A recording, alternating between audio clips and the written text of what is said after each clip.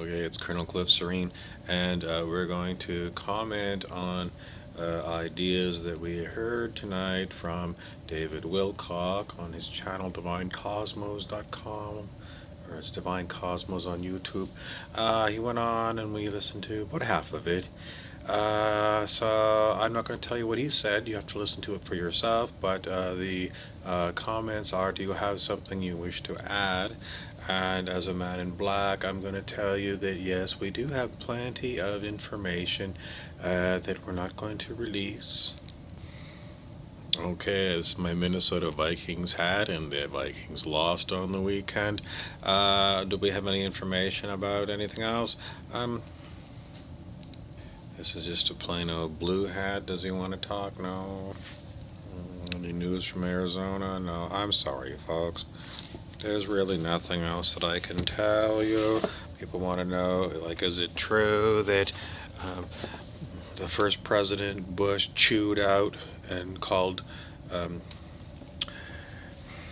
Barack Obama and threatened his life and his family's lives? The answer is yes.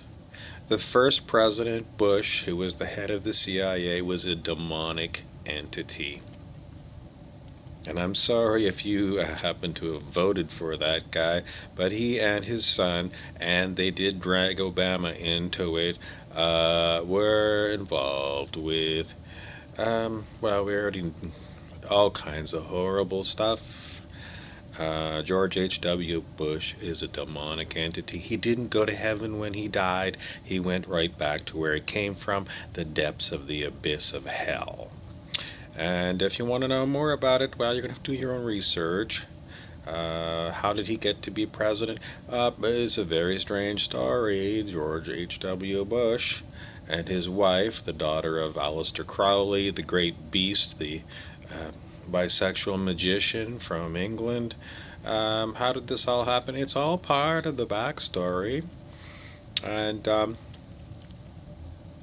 I don't want to tell you the story about Jeff Gannon, who was the rent boy that was visiting W, the second George Bush, as president.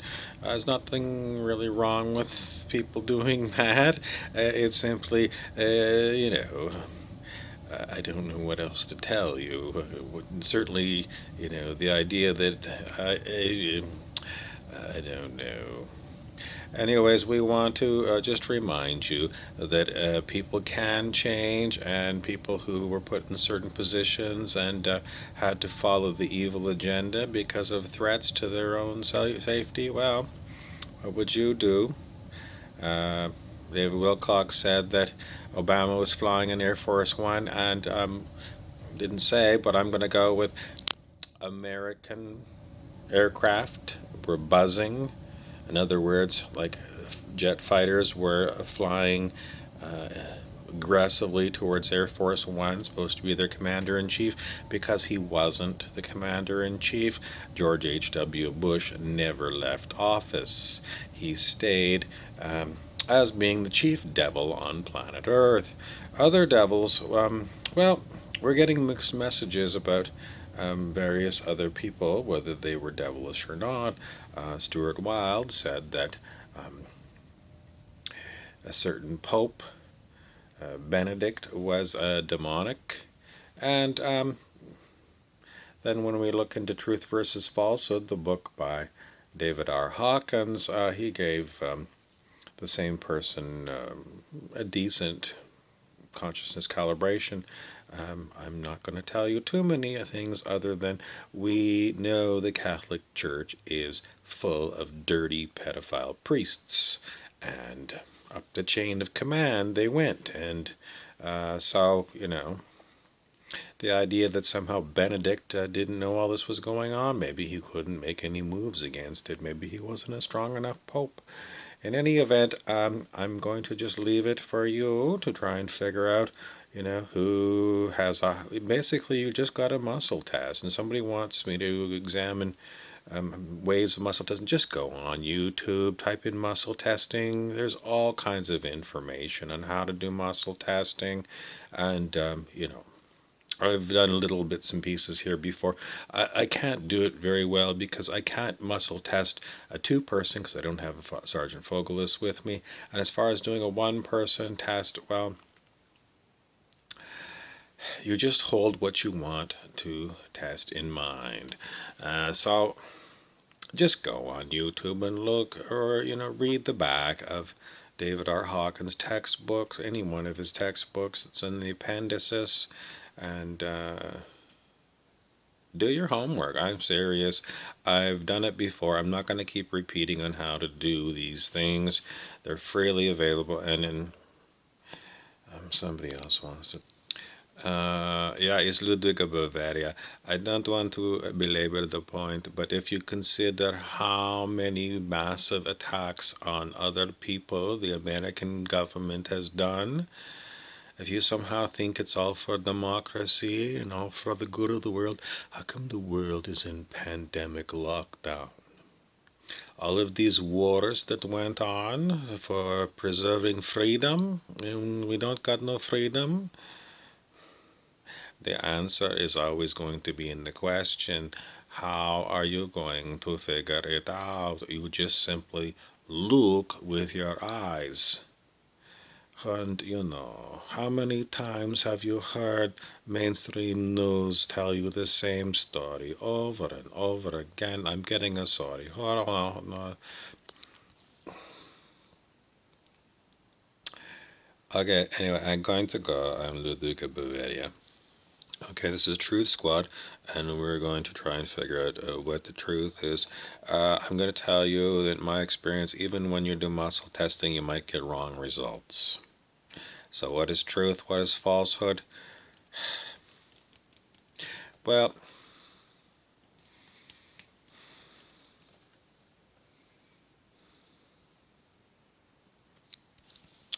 Stuart Wilde, the metaphysical author, said that we are approaching a time of the great renewal on planet Earth. And he talks a lot about that on his website. The articles are still there. They're out of date. Mr. Wilde apparently passed on from this world some years ago, but his articles are still there about the renewal, and you can go find them at stuartwilde.com. David Wilcock also said that in the end everything turns out okay, but he said he's worried. He says that this was, the way things were set up, and then he had a crying fit on tonight's video. He started to cry because of the absolute horror of the organized darkness involved with planet Earth. And he kind of felt like, unless we participate, then we might lose this game. So he doesn't want anybody to sit back and say, it's a bunch of conspiracy theories. Yes. And what's the truth about conspiracy theories? Conspiracies are real on planet Earth. So if someone says it's just a conspiracy theory, just say to them, just because we've had all kinds of real conspiracy theories in history.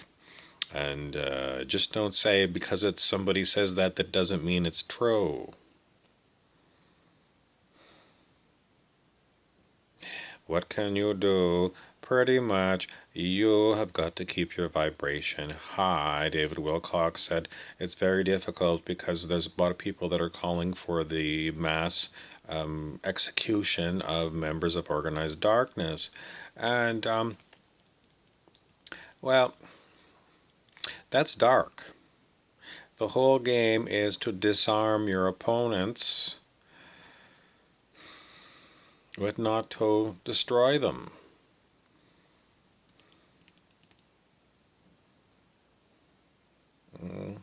How do you do that? Well, you just keep your vibration up.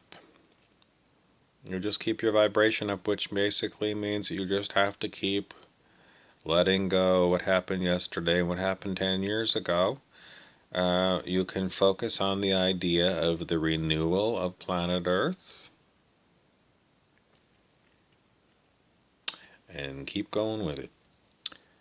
Okay, this is Mama Simpson, and we would just see if she wants to talk.